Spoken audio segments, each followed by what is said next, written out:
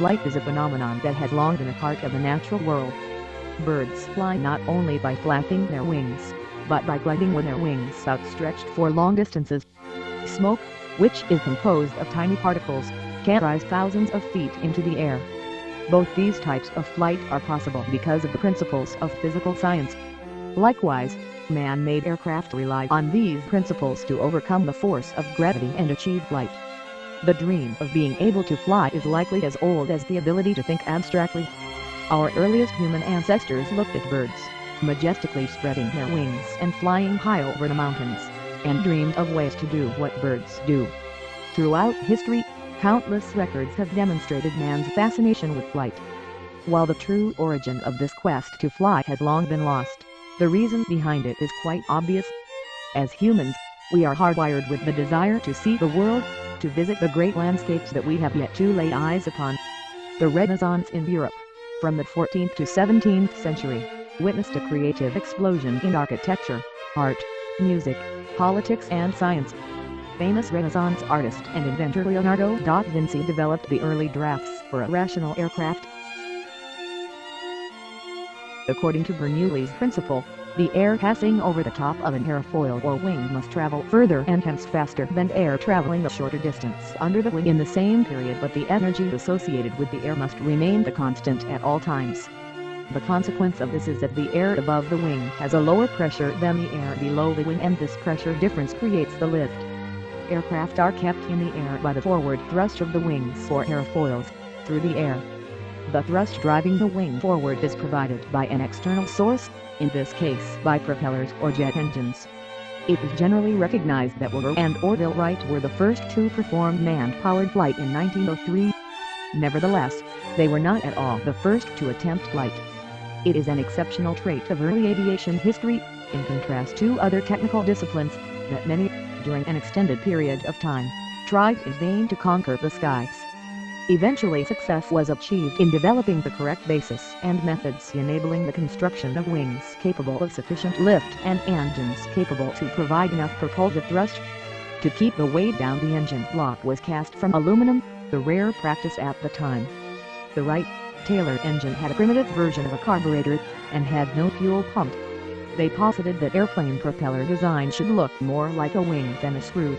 Wings create lift which buoy the aircraft. Propellers, they reasoned, could displace air backward to produce forward thrust. This led them to add a twist along the blade's length that ensured a more consistent angle of attack for the blade, ensuring that it pulled a consistent amount of air toward the plane with each rotation.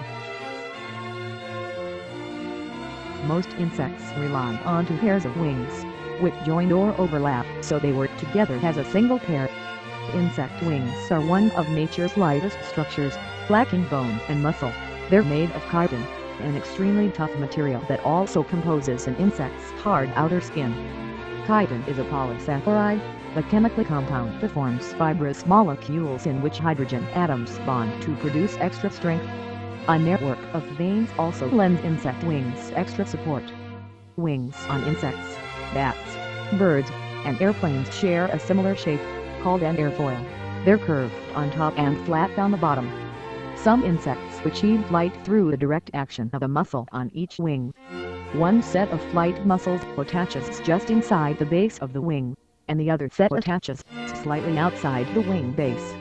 When the first set of flight muscles contracts, the wing moves upward. The second set of flight muscles produces the downward stroke of the wing.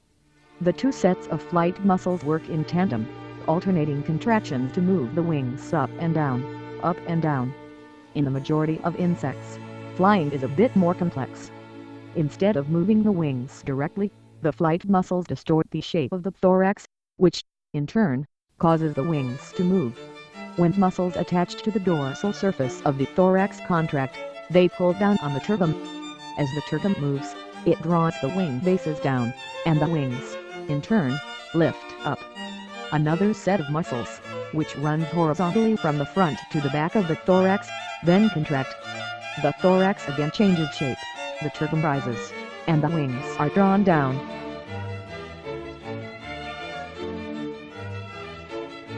Almost every part of a bird's anatomy has evolved in some part to enhance flight. Birds must be lightweight to fly, so have evolved very lightweight hollow bones. The structure of their bones resembles honeycomb, making them very strong but also very light. Birds have highly efficient respiratory and circulatory systems which keep their tissues well supplied with oxygen and nutrients. When birds scream, they run the length of the feather through their bills, which engages the hooks and shapes the barbs into a vein. The arrangement of the green feathers enables the bird's wings to be airfoils. There are almost as many ways of flying as there are kinds of birds. Albatrosses glide and soar with long narrow wings stretched out, sometimes staying aloft for hours without a single wing beat. Hummingbirds, on the other hand, can't rest their wings for even a second in flight. Woodpeckers have a swooping flight, crows fly in the straight line, and swallows dart and weave every which way. Flapping. Birds' wings flap with an up and down motion. This propels them forward. The entire wingspan has to be at the right angle of attack, which means the wings have to twist and do so automatically with each downward stroke to keep aligned with the direction of travel. The bird's wing produces lift and thrust during the downstroke. The air is deflected downwards and also to the rear. The bird reduces its angle of attack and partially folds its wings on the upward stroke so that it passes through the air with the least possible resistance. The inner part of the wing has very little movement and can provide lift in a similar way to gliding.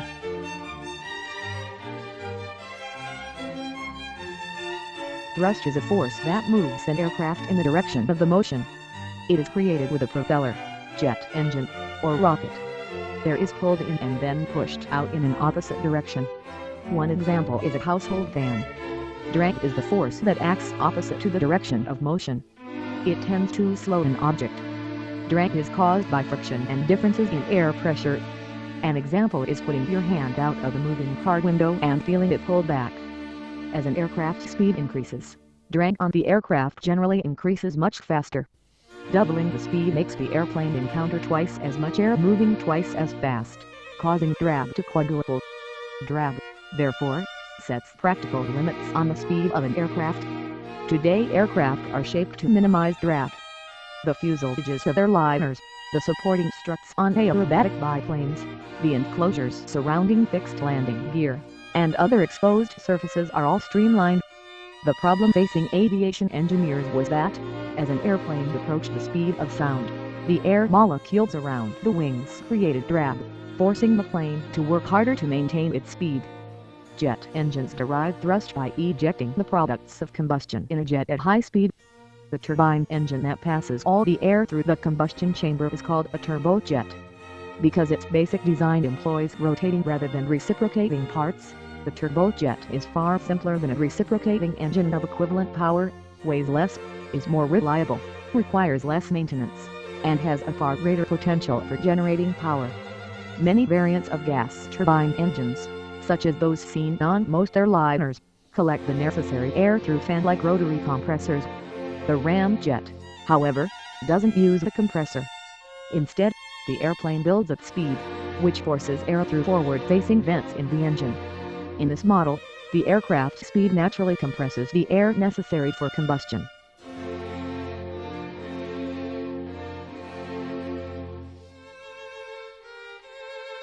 Prominent characteristics of wings often look as though they must have some subtle or profound aerodynamic purpose when they really don't. One example is moderate sweep. The platforms of wings from 1930 to 1945 show a great deal of variety, from straight leading edges and swept forward trailing edges de Havilland Mosquito to the opposite Douglas DC-3, North American T-6. The ailerons control roll. On the outer rear edge of each wing, the two ailerons move in opposite directions, up and down, decreasing lift on one wing while increasing it on the other. This causes the airplane to roll to the left or right. To turn the airplane, the pilot uses the ailerons to tilt the wings in the desired direction. The elevator controls pitch. On the horizontal tail surface, the elevator tilts up or down, decreasing or increasing lift on the tail. This tilts the nose of the airplane up and down. The rudder controls yaw. On the vertical tail fin, the rudder swivels from side to side, pushing the tail in the left or right direction.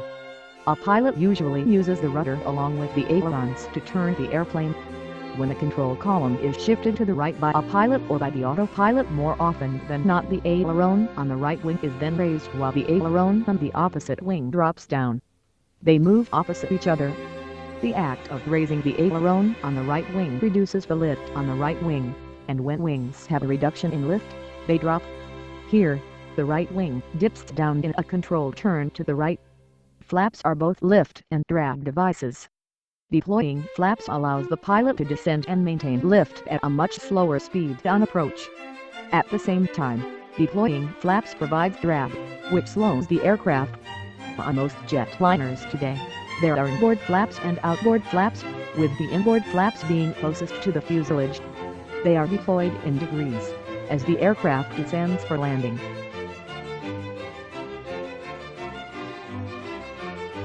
The 1980s saw a significant change in the nature of commercial air transportation and military aircraft operations as a consequence of remarkable growth in application of new avionics. These included widespread implementation of flight-by-wire systems and significant advances in fully electronic displays, glass cockpits, digital flight control and flight management, ring laser gyro-based inertial navigation, and full authority digital engine controls. In the current climate of increasing complexity and functional integration in all areas of engineering and technology, stability and control are becoming essential ingredients of engineering knowledge. Many of today's products contain multiple engineering technologies, and what were once simple mechanical, hydraulic or pneumatic products now contain integrated electronics and sensors. Control theory reduces these widely varied technical components into their important dynamic characteristics. The design, implementation and validation of avionics and aeronautical systems have become extremely complex tasks due to the increase of functionalities that are deployed in current avionics systems and the need to be able to certify them before putting them into production. Systems may include electrical power distribution, communication, navigation, data, autopilot and various instrumentation systems. Aircraft instrument, electrical and avionics mechanics, technicians and inspectors install, adjust, repair, overhaul and maintain complex aircraft electrical systems and electrical flight controls, such as flight data recorders, radar, communications and navigation systems.